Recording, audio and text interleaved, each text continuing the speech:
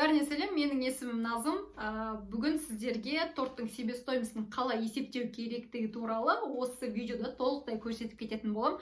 Бұл сұрақ менің инста парақшама өте көп келеді қыздардан. Бұны білетіндер де бар, білмейтіндер де бар.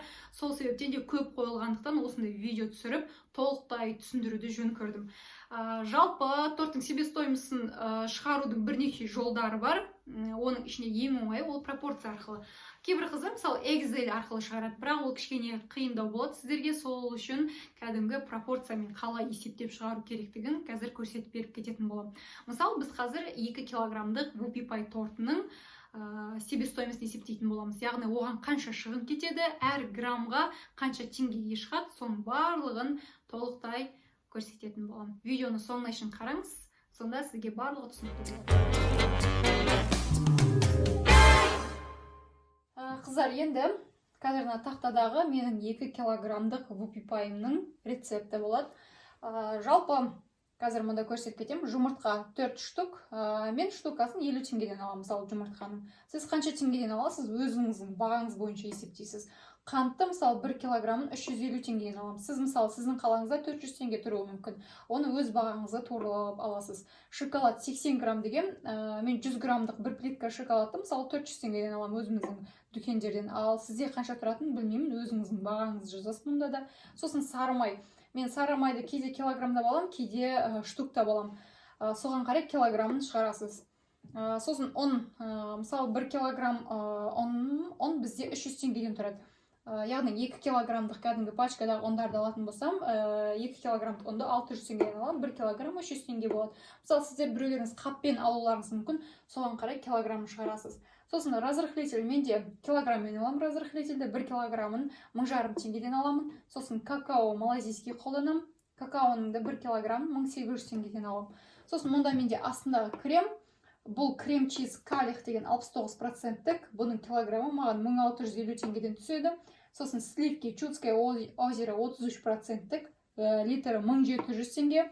Сосын қант тағда 350 теңге килограммы. Енді бұны қалай шығарамыз? Бізде мысалы 4 жұмыртқа 50 теңгеден болса 200 теңге болды. Ал енді қантты қалай есептейміз? Жалпы қантты былай есептейміз. Бізде 160 грамм қантымыз біздің X болып тұр. Белгісіз қанша теңге тұратыны.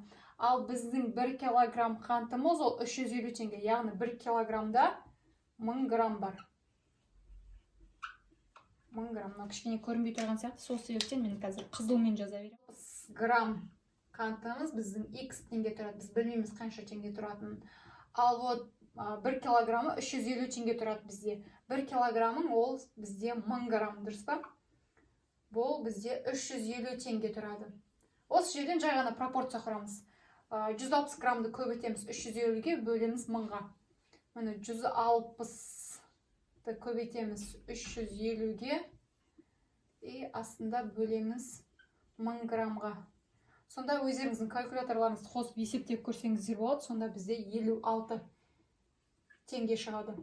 Сонда 160 грамм қантымыз біздің 56 теңге кетеді екен. 56 теңге. Тура осылай осының барлығын есептеп шығамыз. Мысалы шоколадты қалай есептейміз? Мысалы 1 плитка шоколад 100 грамм болады онда. Дұрыс па? Ол бізде 400 теңге тұрады менде. Неге тестаға біз 80 грамм қосамыз шоколадтан? Бұл X. Бұл жерде 80 граммды көбейтеміз 400-ге. 80 көбейтілген 400 бөлеміз 100-ге. Бұл жерде калькуляторларыңызды қосып есептеп көрсеңіздер болады. Бізде 320 теңге шығады. Сонда 80 грамм шоколадымызға 320 теңге кетеді екен. Енді сары майды да тура солай, қалған барлығын тура осы пропорцияға қойып есептеп кете бересіз. Қыздар, енді барлығын есептеп шығардым мен. Енді бірінші тестаға кеткен шығындардың барлығын бір-біріне қосып шығамыз. Қазір барлығын шығарып шықтық қой. Мысалы шоколад 320 теңге дедік, сары май 66 теңге тура келдік дедік. Осының барлығын бір-біріне қосып шығатын болсақ, бізде 768 теңге шығады. Яғни тестасына кететін расход 768 теңге екен. ал мына кремдікін бәріне қосып шығатын болса, бізде 1745 теңге шығады екен мұнда. 1745. Яғни мынаның шығындары 1745. Енді бізде кремнен және мынау қамырға кететін шығыннан бөлек және қосымша шығындар бар. Олар бізде жаңа торттың астына қойылатын подложка. Мен өзім қатты подложка қолданамын. Соны 160 теңгеден сатып аламын. Сосын торттың сыртын қаптайтын коробка 260 теңгеден аламын. Сосын біз вупипайдың бетіне ганаш жасаймыз, шоколад мен сливки екеуін араластырып. Сол кезде мен 50 грамм шоколад, 50 грамм сливки қолданамын. 50 грамм шоколадымыз 200 теңге болады, 50 грамм сливкimiz 85 теңге болады. Және торттың бетін әрлегенге біз жеміс жидек қолданамыз. Ол жерге ең аз дегенде 500 теңге кетеді. Енді өздеріңіздің бағаларыңыз қойсаңыз болады. Біреулер мысалы 1000 теңгеге жеміс жидек қою мүмкін, біреулер 2000 теңгеге жеміс жидек қою мүмкін, соған байланысты. Енді осының барлығын бір-біріне қосып шығатын болсақ, 1205 теңге шығады екен. 1205. Енді мынау қосымша шығынды, тестоның шығынын және кремнің шығынын барлығын бірге қосатын болсақ, бізде 3718 теңге шығады. 3718 теңге бізде жалпы осы 2 килограммдық вупипайға кететін шығын екен. Мен қазір мына бағалардың барлығын қазіргі соңғы бағамен есептеп тұрмын. Мүмкін бұл қымбаттап кетуі де мүмкін. Соған байланысты жаңағы пропорцияға өздеріңіздің бағаларыңызды қойып есептейсіздер. Қазір мен есептеуім бойынша осылай шықты, 3718. Енді сіз торттыңыздың килограммын қанша теңгеден сатасыз? Мысалы, біреулер 1 килограмм 4000 теңгеден сатады. Бізде 2 килограмм вупипаймыз 8000 теңгеге жасаймыз клиентке. 8000 теңгеден 3718 теңгелік расходты алып тастаймыз. Сонда бізде 4282 теңге қалады екен.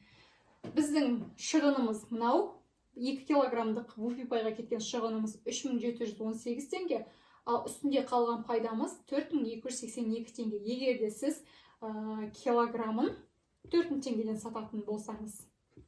Мысалы, сіз 3,5 теңгеден сатуыңыз да мүмкін. 3,5 теңгеден сатсаңыз, онда 7000 теңгеден 3718-ді азайтып тастайсыз. Егер де 4000 теңгеден сататын болсаңыз килограммын, біздің үстіндегі көріп отырған пайдамыз 4282 теңге. Бұның үстіне жаңағы біздің пісірген газымыз кетуі мүмкін, жарығымыз кетуі мүмкін. Оларды мен әрине қосқан жоқпын, өйткені тиын шығады олар. Жалпы осылай. Достар, осымен біз торттың өз бағасын, яғни себестоимостын қалай есептеп шығару керектігін толықтай үйреніп шықтық.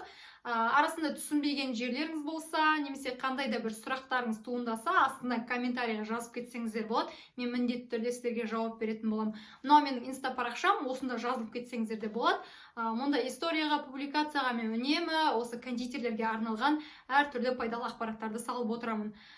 Жалпы сіздерге осы видео, осы тақырып ұнаса, сіздерге пайдалы болса, оны достарыңызбен бөлісіңіздер және менің YouTube каналыма жазылып қоюды ұмытпаңыздар, өйткені осы тәрізді пайдалы кондитерлерге арналған видеолар алдағы уақытта өте көп болады.